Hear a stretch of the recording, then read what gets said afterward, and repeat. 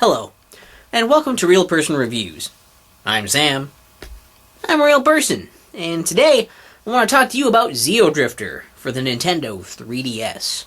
I believe it's also out on the Wii U, it's on Windows, I know it's on Steam anyways, and I believe it's on the PlayStation 4 and the PS Vita also, but it originally came out on the 3DS. It is an indie game, and so it's a digital download, and that's why I'm talking about that version and why I can't hold it up at the end of the video, so be aware of that. If you'd like to see a written review before, after, or instead of the video, you can always go and click on either of the links in the description. They're the same thing, they just look a little different. I don't know. One has a score, one doesn't. Take your pick. I don't care. You don't even have to if you don't want to. I don't care. So let's start the fucking review. So Xeodrifter is this 2D pixel art run and gun kind of platformer that has a focus on exploration. I can understand you might want to call it a Metroidvania, but really it's much more just like a Metroid game. Kind of like a bite-sized Metroid is kind of how I would describe it. The plot, I suppose, is that you're flying your ship through space when a asteroid comes out of nowhere, hits your ship, damages your warp core. So you have to fly around on impulse, to the nearby, 4 nearby planets and explore them for materials you can use to repair your warp core. You do this by going down to the planets and exploring them, and there's a lot of hostile life there. You can run, jump, and shoot right out of the gate. You can save and heal up on your ship, but once you're down on the planet, really you're on your own. It's a real hostile environment. There's lots of aliens and stuff down there that you could, just avoid, but I'm sure a lot of it you'll end up having to actually shoot down in order to survive. You'll explore through these places, and as you explore, you'll start to come across a boss. Well, multiple bosses, but it's really the same boss character. But you'll have a fight with it. If you beat the boss, basically, of course, like most bosses, you read their patterns, you avoid them, do enough damage to them, and then you beat them. And then you get an item that gives you a new ability. This is how you get new abilities, of course, like in Metroid games. You get a new ability, and then you can go back to previous areas, and you can do more exploration, and maybe find some secrets in those areas with the new abilities that you have. They just open up a bunch of opportunities for you. And with each fight with this boss, you have more abilities, and so does the boss. So you have to kind of use those abilities in order to sort of evolve with the evolving boss. You can also go around and find these secrets to get these upgrades. You can upgrade your maximum health, which is pretty simple. But then there's upgrading your weapon, your main gun. So you start with this really basic gun. You just have these shots. Then you can find these gun upgrades. And basically they're kind of in the form of, I guess you'd call them points. And you can apply these points to however you wish within these 5 categories. You can put them in categories of, there's one that makes your guns or your bullets shoot faster. There's one that makes your bullets wiggle. There's one that makes your bullets shoot off in more of a spread type pattern. There's one that increases your fire rate and one that just makes your bullets stronger. And you can put points in there however you see fit. The more you have in one of those categories, the more that effect shows.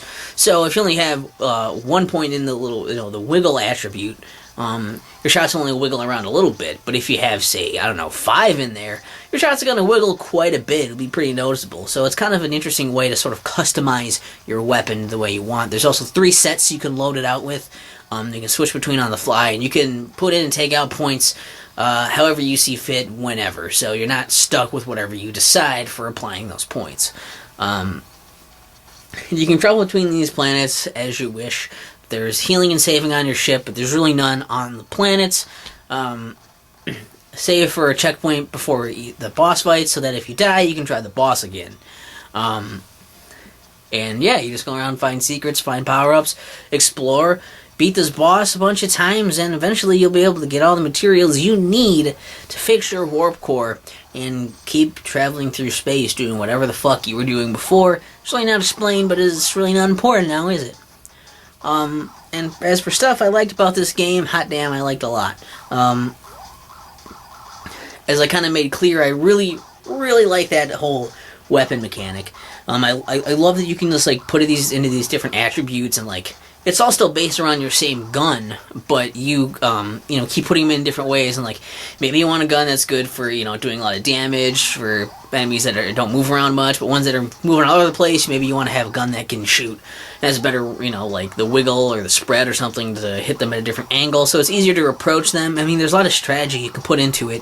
It's a simple concept that has a lot of possibilities, and I think it's super interesting. You can just switch between them on the fly with the touchscreen. I also think the touchscreen, like the 3D effects, they're kind of neat for this, because there's even a power-up you can get where you can jump into like the background and do stuff in the backgrounds. That's pretty cool. So I like that. And music's pretty cool. I think the presentation visually, I think it's very colorful and very pretty. I think a lot of the setting stuff too, where you're just kind of like, oh, you gotta go, here's your mission, go do this, and then like you go to alien planets and just explore and figure shit out. Very Metroid, and I really enjoyed that. And because it's all kind of spacey and alien-y, and there's a save point and everything, yeah, draws a lot of comparisons to Metroid, and that's just fine because I like Metroid games. So like a lot of that stuff was really cool. It controls pretty well, I think, as well. And what I want to say also is that it's, I think it's really good in the amount of content it has. First, the boss. I've almost forgot to mention. The boss thing is really cool in that you fight the boss numerous times. I mean, I like that you get all these different upgrades and stuff, and every time you beat the boss, you get new abilities, and you use that to explore because you have new abilities now. I think that's really cool. I've always liked that. But I like how those abilities also come into play when you're fighting the boss, when it starts doing new things every time. So it's like you have to use those new abilities to adapt to their new patterns, and you can go in kind of understanding how to fight the boss, but you also have a new thing to learn while you're there, so it's a cool learning experience, and it's cool because the boss evolves with you. You get more abilities, you get stronger, and so does the boss. And it makes this cool connection between not really you as a character, but you as a player and the boss, without any kind of dialogue or any way of trying to really pull you in. And it's a weird way that I felt really connected with this boss, because I kept fighting it, and we were both kind of evolving every time we fought. I think that was really cool. I like that a lot, actually. And then of course I used those power-ups to fight the boss too, so that was cool. I like that a lot. Now the other thing is saying I think this game is done really well in that it's not a super long game, but I think it does all the things that it needs to do, or that it sets out to do, does things well, and the content's there, you get it in, it's paced really well, the length is good, and then it's done. It's not one of those where it has to drag on forever with a bunch of padding or anything. And I think the overall experience, because of the way it's done too, is they didn't try to shove in a bunch of stuff to pad the time, and they didn't try to stretch out this content over way more, or try to make it too big for its britches or anything. It makes it a cool little kind of more contained experience, and that it's a little bit shorter. For me, it only took me 4 hours to beat it. So it's probably going to take anyone from 3 to 5 hours to beat the game. Which brings me into how that could be a negative thing, in that some people won't want to pay, I believe full price is $10. But, of course, sales and stuff, it can get cheaper. Especially on Steam, it can get damn cheap. Right now, that I'm talking about this, there's a summer sale, and there's it's $1.50 there. It's crazy. But, some people don't want to pay $10 for, 3 to 5 hours of content, and I paid only 5. It was half price when I got it, and I still think it was worth it. But the thing is, I can understand, some people won't want to do that, and they won't necessarily have the time or the drive to replay it after that. So, is it worth that money to do it? It's not really necessarily worth $10 to only play one time, I understand. Some people aren't going to be happy with that. Also, the jumping is, there's no, depth to the jump, I guess, or basically when you hit the jump button, you do a jump. There's not like a tapping to do a shorter jump and holding it to do like a higher jump. It's just one jump, kind of like Castlevania style. You only have one jump height, and that could be annoying to some people. I think it's designed well into the game. It has that in mind. It works. But I can understand how it can be a little frustrating. So you might not like that. And if that's a make or break thing, that could be an issue. Also, the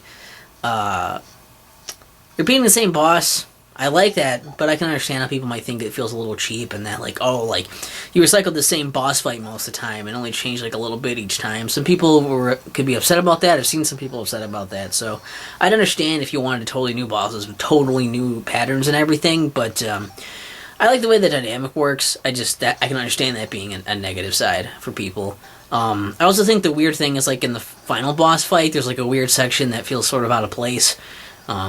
I don't know why that's there out of nowhere. It's not necessarily bad, it just feels like out of place to me. Also, the interface, like I said, I do kind of like the stuff, but like the touchscreen stuff I think could be a little better. The buttons and stuff are really small on the touchscreen, so it's hard to properly, allocate items and tap some of those things. I wish you could have like a better interface for adding and subtracting the points to different areas, and it'd be better to have like a how do I put it? The maps, that's what I was saying. The maps, if you could, like, expand those and, like, have a bigger view of them would be nice, because they seem a little small on the screen sometimes. That would be nice. But other than that, I guess my only real, like, desire for this is, like, yes, I would like to see more. It would be cool if there was more stuff. If it was a longer game, I think that'd be cool. And do more things and try to evolve this. Do more bosses, maybe more abilities or more areas and stuff, and craft that. I would love to see that, but I don't think that it's lacking. I think it's just that I like it so much I desire more of it, rather than feeling like I didn't get enough out of what was presented, because it was presented in such a great way. I don't know, there's that. There was another thing I just remembered for a second and then I forgot. Probably wasn't that important though, a little thing. I'm sure I got it in the written review, so. Yeah. Oh, and would it have killed you? Would it have killed you guys to maybe put a save point somewhere in those areas, Would that have killed you? Put like one? Maybe. One or two in there, and why do you only have it on the ship? That's kind of annoying, but whatever. It's not a big deal. So I understand how people might think that Xeodrifter is not that great of a game. I totally get it. It's not the longest game, and it's not, like... They could have maybe done more with it, I guess. And, they could have... There's just a lot of potential to do more with it.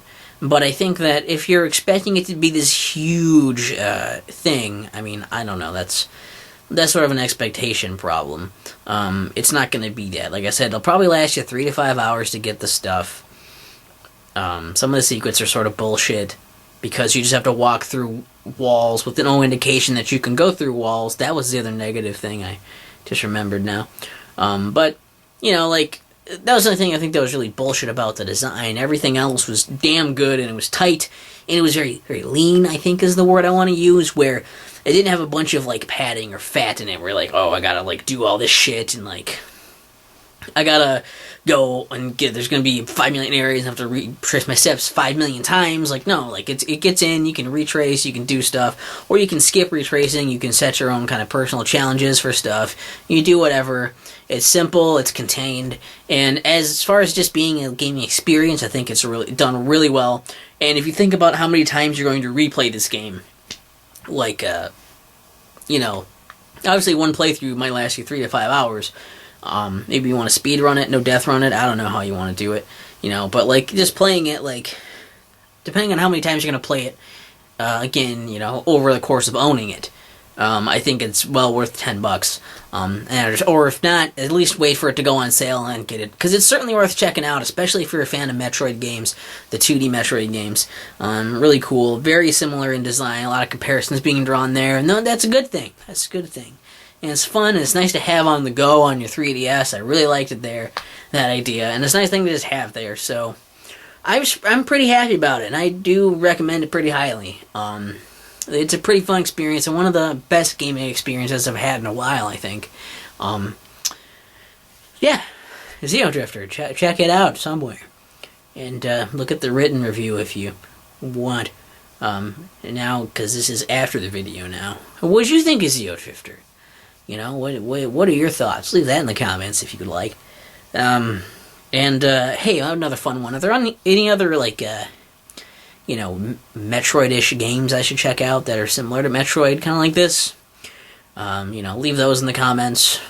Preferably either low performance for PC one, because my laptop kind of sucks, or stuff on 3DS.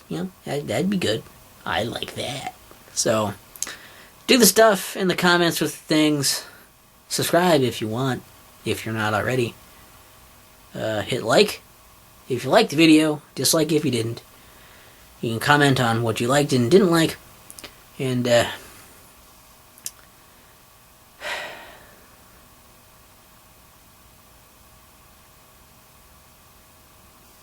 well, I'm a real person, because real people apparently don't know how to end videos.